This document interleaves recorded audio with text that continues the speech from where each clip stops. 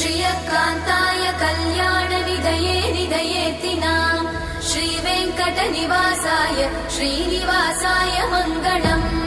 लक्ष्मी सविभ्रमालोकसुभ्रूविभ्रमचक्षुषे चक्षुषे सर्वलोकानां वेङ्कटेशाय मङ्गलम्।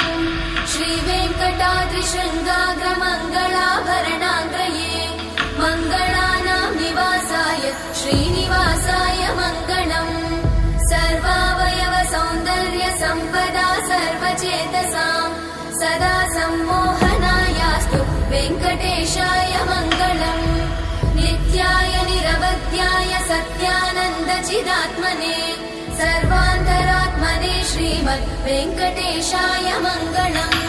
स्वतः सर्वविदे सर्वशक्तये सर्वशेषिने सुलभाय सुशीलाय वेङ्कटेशाय मङ्गलम्।